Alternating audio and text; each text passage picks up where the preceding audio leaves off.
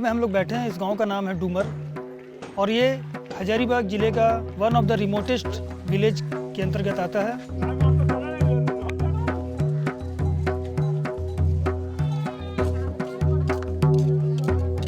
इस गांव की दूरी जो है हजारीबाग जिला मुख्यालय से करीबन 45 किलोमीटर की है। इस गांव की सामाजिक आर्थिक परिस्थितियों की अगर हम लोग बात करें तो ये गांव हर दृष्टिकोण से पिछड़ा इलाका है। दारू का शिकार, दारू पीना छोड़ दो। बाल विवाह यहाँ एक गंभीर मसला है। जब हम लोगों ने यहाँ काम करना शुरू किया तो हम ऐसे लोग निकल कर आने लगे जो बदलाव चाहते थे या बदलाव लाने की प्रक्रिया में अपनी भागीदारी सुनिश्चित करना चाहते थे। और इसी कड़ी में एक बच्ची निकल के आई, उसका नाम था पिंकी।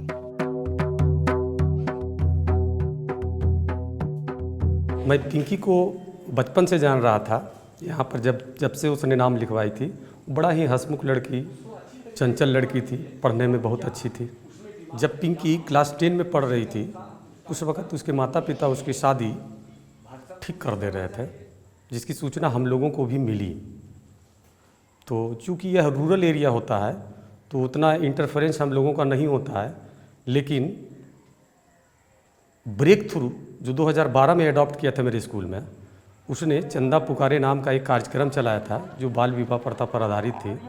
उससे वह प्रेरित होकर 1-2 आदमी से कंसल्ट करके उसने एक पिटीशन एप्लीकेशन लिखी और जाकर टाटीझरिया थाना में थाना प्रभारी को दिया और खुद आप बीती घटना को उसने थाना प्रभारी को भी बताया कि सर मेरे साथ ऐसी ऐसी परिस्थिति है, मैं पढ़ना चाहती हूँ और मेरे माता पिता ज़बरदस्ती शादी कर देना चाहते हैं, आपसे मैं सहायता की अपेक्षा करता हूँ। और इस तरह से प्रशासन जो है उसकी सहायता की।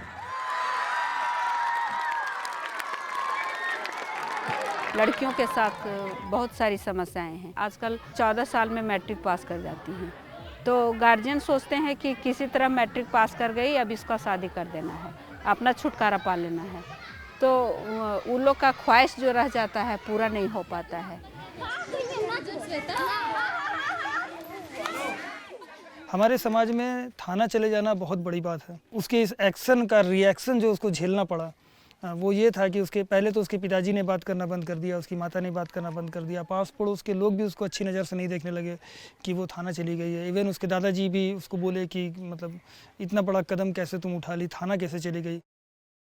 पहले तो खराब बुझाया कि थाना गए से गए कहे को, और किसको बहकाने पर हमको दूसरा मैटर सोचे कि ये किसको मैंने दोबारा से आई, तो पहले सोचे। बहुत लोग ने घर खिलाफ बोलते थे कि पिंकी ने बहुत ख़राब काम की प्रशासन के द्वारा, तो हम लोग को समझ में था, जो शिक्षा है उन्हीं को समझ में नहीं आगा कि पिंकी अच्छा काम कर रही है या ख़राब काम कर रही है। हम लोग बोले ठीक काम किया है। जब इनको पढ़ना लिखना है तो पढ़ाई को सीमित काहे रखेगी, जब इसको पढ़ने का इच्छा है तो बहुत अच्छा काम कर रही है। जब वो कागज आ गया तब हमको कानून मैंने कोई दूसरा दिमाग आ गया कि हाँ ठीक किया। वो जो थाना गया, थाना ने उसको ठीक कर दिया तब हमको अच्छा बुझाया। तो इन सारी बातों को मैं गौर से देखी कि बच्ची पढ़ना चाहती है, अगर अच्छा करना चाहती है। हम बोले थोड़ा इसको टाउन में मैं पढ़वाऊंगी और ताकि इसका नज़र खुलेगा और देखेगी कि बाहर का दुनिया कैसा है। तो वो एक्सेप्ट कर ली कि मैं हजारीबाग डेली आऊँगी, जाऊँगी और पढ़ूँगी। तो हम लोग ये मान के चल रहे थे कि हाँ पिंकी अब पढ़ने लगी है, पिंकी में बदलाव आ गया, पिंकी समाज में बदलाव लाएगी। पर दुखद पहलू ये है कि आज से 3 दिन पहले जब हम लोग इस गांव में पहुंचे पिंकी से मिलने के लिए, पिंकी की कहानी को जानने के लिए, पिंकी ने जो संघर्ष किया है वो अब तक कहां पहुंची है ये जानने के लिए, तो बहुत चौंका देने वाला मामला आया। और यहां आने के बाद पता चला कि पिंकी की शादी हो चुकी है। गाने जानता है शहर दहाट ने कि लड़की सयान हो जाएगा तब बहुत गलती पहुँच जाएगा, तब वो यार कुटुम्ब घुरा दत्तो, ऐसा बात है। है वो चलती पिंकी के तनी शादी कर दिया और तनी तुमको खबर नहीं दिया से हम गलती कर पाए और कुछ क्या करेंगे। जब शादी का हम लोग को पता चला कि पिंकी की शादी हो गई है तो जो कारण निकल कर के आए वो घर वाले जो है उसके सेफ्टी और सिक्योरिटी को लेके बहुत चिंतित रहते थे। आस पड़ोस के लोग भी ये बताने लगे कि बेटी घूमती है, फिरती है, हजारीबाग जाती है, दिन भर क्या करती है ये पता नहीं है किसी को, आप उसकी शादी क्यों नहीं कर देते हैं। तो कहने को तो लड़के और लड़कियों में भेदभाव लोग कहते हैं कि समाप्त हो गया है और लड़के और लड़कियां दोनों स्कूल जा रहे हैं, पर दोनों का मापदंड अलग अलग है।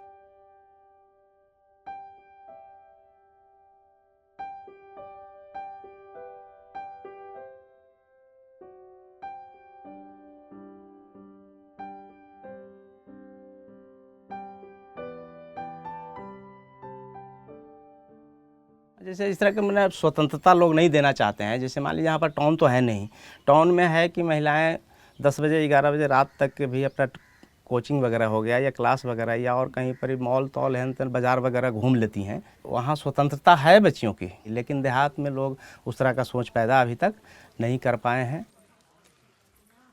अगर पढ़ने के लिए कहेंगे कि भैया वहाँ पढ़ रहे पढ़ना तो हमको गए भी पढ़ाओ। पढ़ाओ तो क्या मम्मी बोलेगी कि नहीं बर्तन धोना है, खाना बनाना है, घर में पढ़ाई करो, नहीं है तो कोचिंग करवा देते हैं यहीं, लेकिन यहीं पढ़ो, लेकिन उतने दूर नहीं जाने देंगे। काम करना चाहते हैं, गए थे इंटरव्यू में, भेज दिया हमको औरंगाबाद कंपनी वाला, तो घर में पूछे कि हमको जाना है वहाँ पे, तो घर मना कर दिए कि इतना दूर तुम नहीं जा सकती, अकेली हो। और माँ को बोलते क्यों नहीं जानते, लड़का लोग का छूट है, लड़की लोग का क्यों नहीं छूट है, ऐसे लोग बोलते हैं माँ बाप। तो माँ बाप बोलते कि ज़्यादा नहीं लवर करना चाहिए, बेटी जान इधर उधर से नहीं घूमना चाहिए। बोलने लगते हैं कि क्या कर रही थी इतना रात में, क्या कहाँ गई थी, पूछते हैं। इतना लोग गली में लड़का लोग घूमता है, तुम अकेली लड़की हो क्यों गई थी। जब 9 क्लास में हम जब थे कोचिंग करते थे हमजापुर, तब 5 लड़का जो था ना आगे से रास्ता टेक लिया, टेक करके आके दुपट्टा खींचने लगा। हम कोचिंग किए, लौटे, मम्मी घर में बता दिए, तो बता दिए तो क्या कहेगी, वहाँ जाएगी नहीं, हम ही से कहेगी ठीक है इतना 16 वर्ष हो गई है, हम पापा कहेंगे शादी करने के लिए। यानी मम्मी कितना फिक्र नहीं कि वहाँ हम जाए उसको डांटना नहीं है, लेकिन मेरा ही डांटेगी। लड़का लोग गंदी मजाक करते हैं देख के, और सब सोचते हैं कि लड़कियों से ही गंदा माहौल हो रहा है, पर ऐसा नहीं है, लड़का लोग बदमाश होता है, लड़कियाँ नहीं होती।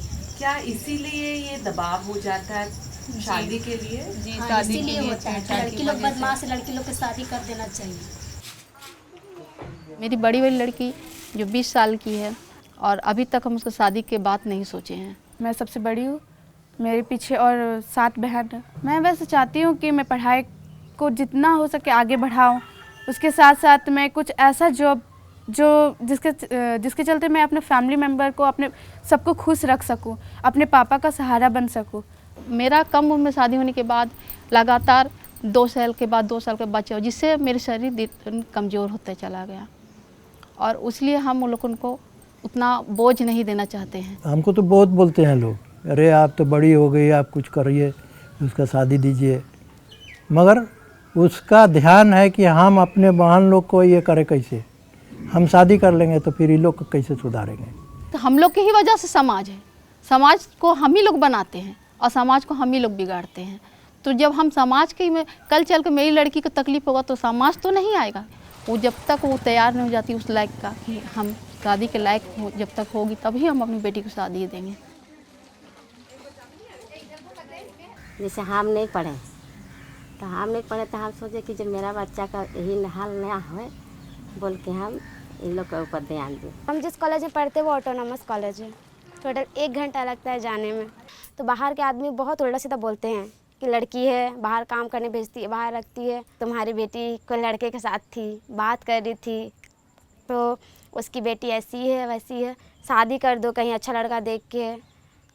तो यहाँ के आदमी मतलब माहौल ऐसा है मैम कि यहाँ के आदमी लोग जानते नहीं है कि रिश्ता क्या है, किस रीज़न से बात कर रही है, बस देखते हैं बोल देते हैं। कभी कभी लगता है, उसके बाद फिर बोलते हैं यदि हम पाबंदी इन लोग का करेंगे कैसे ऊपर जाएगा, पैर में कैसे खड़ा होगा। वो सब सुनते हुए आगे बढ़े हैं, इग्नोर करते हुए कि जो बोलता है हम लोग को आगे बढ़ना है, लाइफ में कुछ करना है।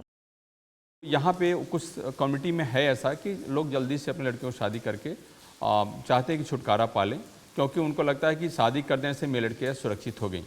लेकिन जब हम लोगों ने स्कूल में एक तरह से और बात करना या कम्युनिटी में एक और बात करना स्टार्ट किया कि आपको क्या लगता है कि जो मांग में सिंदूर इनके होते हैं, क्या लोग उनको घूर के नहीं देखते, क्या उनके ऊपर छिटाकसी नहीं होती, तो सिर्फ शादी कर देने से लड़कियां सुरक्षित हो जाएंगी।